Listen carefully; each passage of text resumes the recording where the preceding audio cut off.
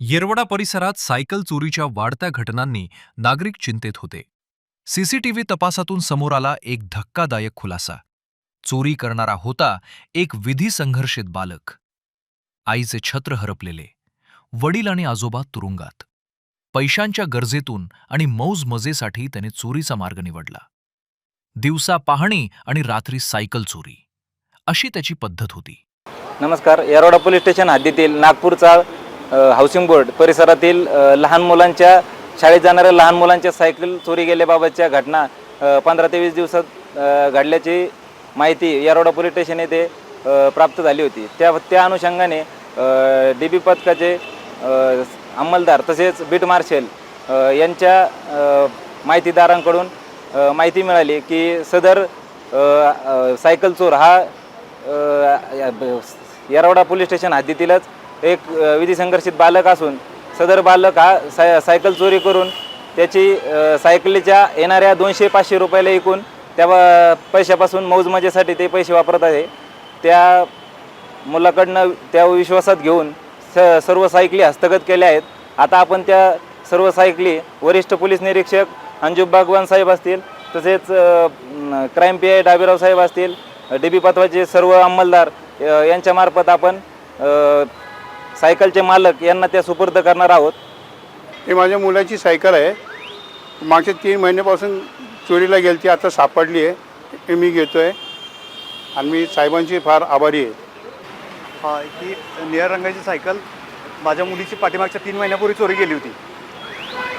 तर 3 महिन्यापूर्वी मी येरवडा पोलीस स्टेशनला इथे कंप्लेंट दिली होती. त्याच्यानंतर कंप्लेंट दिल्यानंतर बऱ्याच संघर्षातून ही सायकल तपास लागला आणि आज मला काल माहिती प्राप्त झाली की सायकल मिळाली आहे म्हणून. सायकल मिळाल्याबद्दल अंजुम बागवान साहेब यांचे खूप खूप धन्यवाद. तसेच सर्व पोलीस अधिकाऱ्यांचे खूप खूप धन्यवाद. साधारण 15 दिवसापूर्वी माझ्या मुलाची सायकलसुद्धा चोरी गेली होती. खूप रडत होता तो आणि आपल्या येरवडा DB स्टाफनी ती सायकल शोधून काढलेली आहे. मी मनापासून आभारी आहे येरवडा DB स्टाफचा. धन्यवाद. महाराष्ट्र हाऊसिंग बोर्ड नागपूरचा येरवडा परिसरातली हद्द आहे. इथे रहिवासी लोकांची वस्ती आहेत. बरेच कुटुंब, त्यांची मुलं वगैरे सगळे तिथं राहतात आणि या परिसरात पालकांनी लहान मुलांसाठी फिरण्यासाठी, शिकण्यासाठी गेलेल्या सायकल, क्लासला जाण्यासाठी, कॉलेजला, स्कूलला जाण्यासाठी गेलेल्या सायकल होत्या. ह्या सायकल चोरीच्या घटनाची मध्ये एक 2-3 महिन्यापासून वाढ झाली होती. त्यामुळे आपला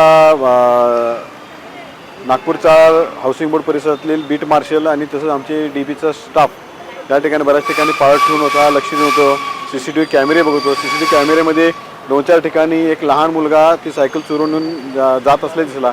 आमच्या लोकांनी त्याच्यावर ते वॉच ठेवले. त्याच्यावर ऑब्झर्व केल्यानंतर ते लहान मुलगा मिळाला. 14 वर्षाचा मुलगा आहे, ज्याचे पालक आई वारलेले आहे. पालक कुठं तर वेगवेगळ्या गुन्ह्यामध्ये राहत आहेत आणि त्याला पैशाची गरज होती. पैसे घेऊन तो मौजमस्ती करणे, कुठं हॉटेलमध्ये खाणे, कुठं ते शेत घेणे, असं ते मित्राबरोबर फिरण्यासाठी ते करत होता. आणि त्याला एक सायकल चोरल्यानंतर ते लक्षात आलं की आपला एक सायकल चोरली की 400-500 रुपये आपल्याला इझिली मिळतात. मग ते असा एक सायकल चोरली आणि विकताना तो असा गिरायकाला सांगायचा की मी गरीब आहे, माझी आई आजारी आहे, तिला हॉस्पिटलसाठी पैसे पाहिजेत आणि हे मला सायकल विकायचं आहे. मग लोकांना पण वाटायचं की काय तर खरोखर आहे, स्वस्त सायकल मिळते. 500 रुपयाला, 700 रुपयाला, 800 रुपयाला चांगल्या जवळजवळ ब्रँडेड सायकली आहेत. जवळजवळ 10,000, 12,000, 15,000 याची किमती त्याची चोरली घ्यायच्या. पालक यायचे, मुलं यायची सायकल मिळाले का विचारायला. त्यांच्या या भावनेचा विषय होता. सायकल हे प्रत्येक लहान मुलांसाठी एक सगळे आगळी असते, त्याच्या एक अटॅचमेंट असते. त्यामुळं हे सायकल चोरी केल्यानंतर मुलं जरा अशी टेन्शनमध्ये असते. पालकसुद्धा सारखे यायचे. पण आमच्या बीट मार्शल आणि DBच्या स्टाफनं इतक्या कसोशीने तपास करून जवळजवळ 15 सायकली रिकवर केलेल्या आहेत. सायकल त्यांच्या पालकांना आणि मुलांना आम्ही आज त्यांच्याकडे डायरेक्ट सुपूर्द करत आहोत. त्याबद्दल पालकांनीसुद्धा संयम राखला. त्यांचा पोलिसांनी विश्वास ठेवला त्यांनी की आपले सायकल मिळून जाईल. त्यामुळे त्यांचे मी आभार मानतो. समजा एखादा प्रोफेशनल परचेसर असेल तर त्याच्यावर 100% कारवाई होईल. आता लहान मुलांचे गुन्हेगारीकडे वळण जे लागलेलं आहे किंवा विधी संघर्ष बालकांचं जे आलेलं आहे त्याच्यासाठी आमच्या कमिशनर ऑफिस, माननीय पोलीस उपायुक्त साहेब आणि क्राईमच्या टीमकडनं विधी संघर्ष बालकांचे बरेच आम्ही मेळावे, समुपदेशन, त्यांची वेगळे कार्यशाळा वगैरे प्रोग्राम चालू केलेले आहेत.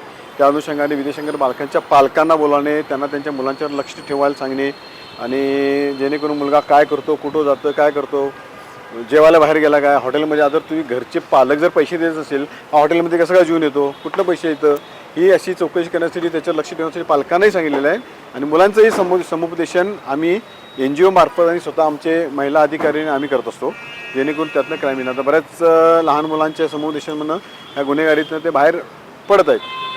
नाही, या मुलाला आम्ही अजून बोलवलं आहे, त्यांच्या पालकांना बोलवतो आहे, त्याची चौकशी करतो आहे. त्याला ते रिअलाईज झालं पाहिजे की आपण ही चूक करतो आहे, ते मुलाला चूक रिअलाईज झालेली आहे. नंतर मग आम्ही विधी संघर्षाचं त्याचं जे काउन्सिलिंग आहे ते काउन्सिलिंग वगैरे करून घेणार आहे. मात्र येरवडा पोलिसांच्या सतर्क तपासामुळे या प्रकरणाचा पर्दाफाश झाला आणि तब्बल 15 सायकली, जवळपास 1 लाख रुपयांचा मुद्देमाल जप्त करण्यात आला. हरवलेल्या सायकली परत मिळाल्याने नागरिकांनी व्यक्त केले समाधान. गुन्हेगार कोणताही असो, कायद्यापेक्षा मोठा नाही आणि योग्य वेळी मिळालेले मार्गदर्शन आयुष्य बदलू शकते. येरवडा पोलीस सुरक्षित समाजासाठी सदैव तत्पर.